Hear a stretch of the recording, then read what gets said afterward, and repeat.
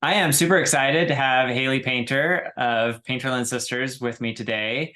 She has this fascinating business where they make this Icelandic yogurt. And not only is the product really compelling, but the way in which they produce it is also really interesting, especially for those people that are really concerned about understanding where their food comes from.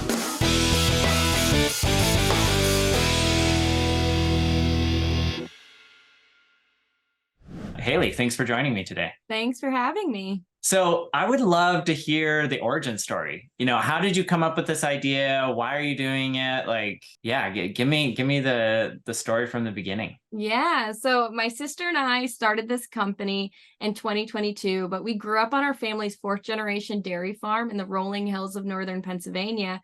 So we grew up with this beautiful lifestyle and being connected with our food system. And as we got out into the world, we went to college, we met new people, we traveled, we realized that so many people are disconnected with where their food comes from, and it's not their fault. The grocery stores, 90% of the food on the grocery store is only owned by 10 companies, and very few are farmer owned. So we wanted to come up with a product that was transparent, nutrient dense, and provided sustainability for our farm and other farms in our area for generations to come. So we just had to figure out, what value added product do we want to make? And how did you land on your yogurt?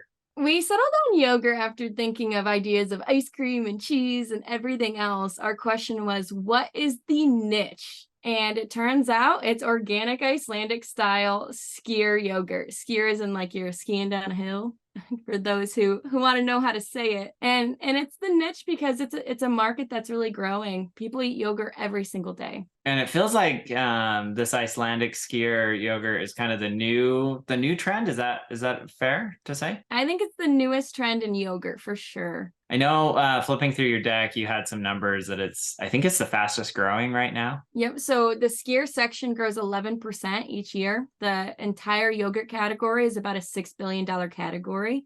And it makes sense.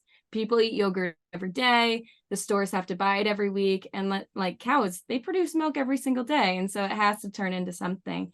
And so getting into a market that's trending so fast and a category that's already so saturated gives a really good opportunity to scale and grow and get brand recognition. Can we talk a little bit more about the pain point that you're helping solve? Yeah, love kind of what you're seeing in terms of talking to customers, collecting data and so forth around this need that people have to better understand where their food is coming from and how you're helping solve that. Yeah, it's so important. Social media is a great way to connect the dots for us to tell our story. There's very few products that are farmer owned. And as a population here in the US, we're more nutrient deficient than ever before. And it's because 90% of the food is owned by 10 companies. That's a scarcity that we need to come to the table and provide products that are directly from the farmers, directly from the land, and that want to connect where their food comes from and the people who eat it. And so that's what we want to do. We just want to provide a really transparent, nutrient dense product that consumers will love, and that's not just trendy. It's interesting. I was looking at this other company the other day, and they're very focused on supply chains. And one of the points they brought up that I thought was interesting was that because it's so hard to track food through the supply chain today, that whenever there's an outbreak, it causes major problems for the FDA because it's hard for them to track. And it sounds like part of what you're doing to solve this is saying, hey, you know exactly where your food's coming from because it's coming from our farm, right? It's not going into this massive supply chain. Is that fair? From our farm and the other farms in the area. So, farmers are the stewards of the land, and we have to support them so that they can continue to be innovative, add new technology, and so that they have a voice. And it's very few times that they do have a voice. So by being a farmer, we can tell you these new sustainable practices that we're involving. We can listen to consumers, and they might want us to add new practices for water or solar or different things. And we can tell them why we can or why we can't add those things, and maybe can include it in our future projections. If we weren't the farmer, it would be more difficult to have that opportunity and to have that transparency and traceability of how we're actually impacting that and providing all those nutrients to the consumers. So a lot of times food, right? You make more money if you have a really yummy food, but you split it up and you can give it to two people. So if you have milk, you can get cream off it and turn it into ice cream. You can take the skim and turn it into yogurt. You can take the whey powder and turn it into protein instead.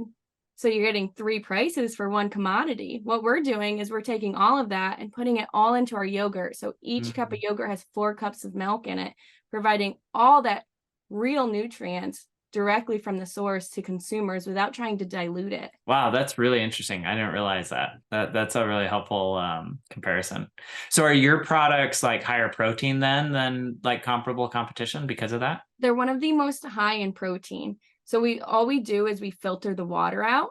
And so for our single serve plains, we have around 18 grams of protein naturally. A lot of Greek yogurt companies add protein powder back into it, leaving it gritty, and you're adding something that wasn't already in there back into it. So then the transparency is gone. We do it naturally. It's just the milk, take the water out. We add a lactase enzyme to make it lactose free, billions of probiotics. And so you keep all of that protein and you have all the micronutrients and fats in there as well. Oh, that's great. I love it. Yeah, 18 grams for a cup sounds pretty good compared to eating a gross protein bar. So I like it. Yes. But there are some good protein bars. You can just like double whammy it, have your good protein bar and dip it in our yogurt. There you go. I like it. When you talk to customers, how much is this like social mission important to them in their purchasing decision versus the taste of the product and the quality of the product? Yeah, I think it's both, right? If we had a social mission, but then our product didn't taste good, then they wouldn't come back for it. So it just so happens that nutrients taste dang good, especially fats and proteins. And having all those nutrients leaves our product one of the yummiest tastings. It's really extra creamy. We call it defiantly dreamy. And so people come back for it once they try it. And then they fall in love with the story and the mission, or can resonate with the different things, whether it's wanting to know the farmer or seeing the cute pictures of the cows, or the fact that we're women owned, selling a product to mostly women. 90% of the buying power is women. And in the dairy category, if you look, the branding isn't always tailored to women, which is super surprising. So our packaging is very different, and we're able to have an impact, taste good, and it's nutrient dense for everyone's bodies. I love it. What's the ultimate vision for Painterland Sisters? I mean, you mentioned you started in yogurt. Where do you go from here?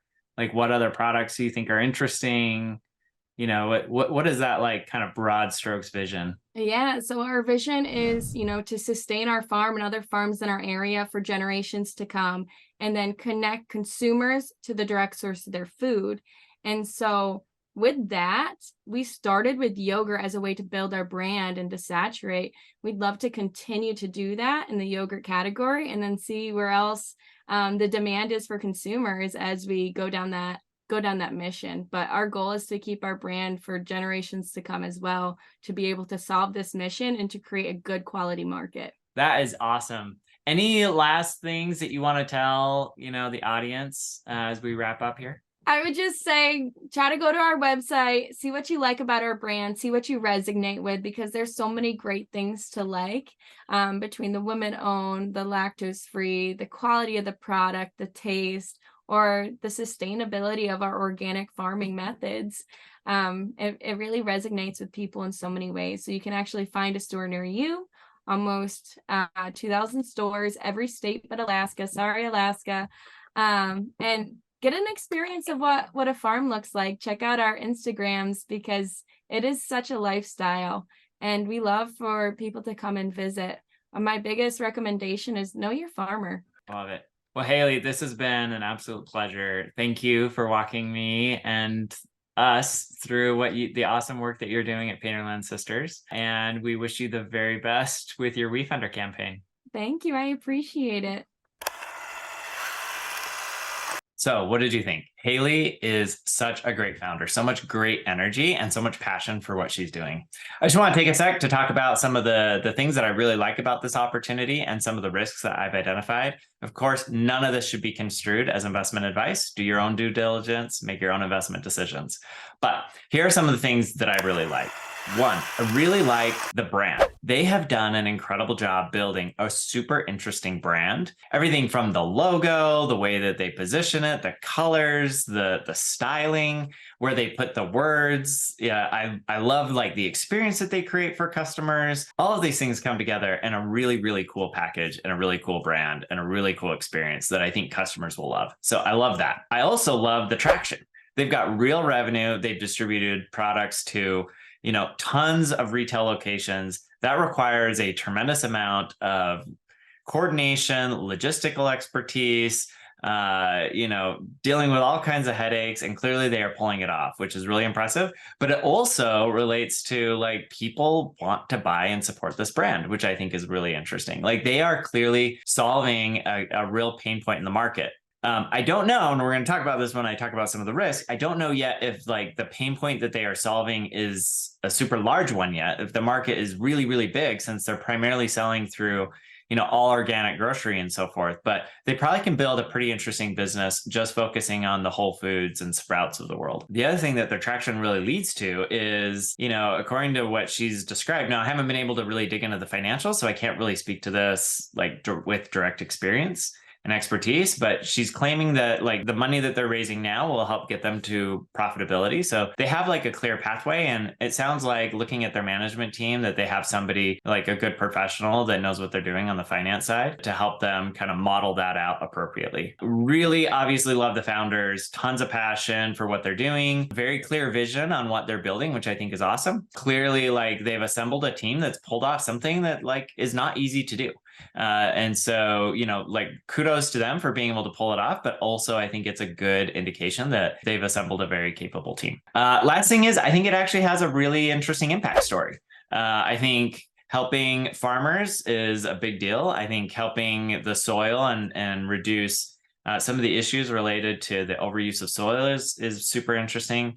I think also like appealing to customers around the need for understanding like where their food comes from, and also having very high nutrient rich foods is also really interesting, both from a like product quality as well as product impact perspective. Some of the risks you should be aware of: this is a very low margin business. I think she quoted like 13% gross margins. That is very thin. Not surprising.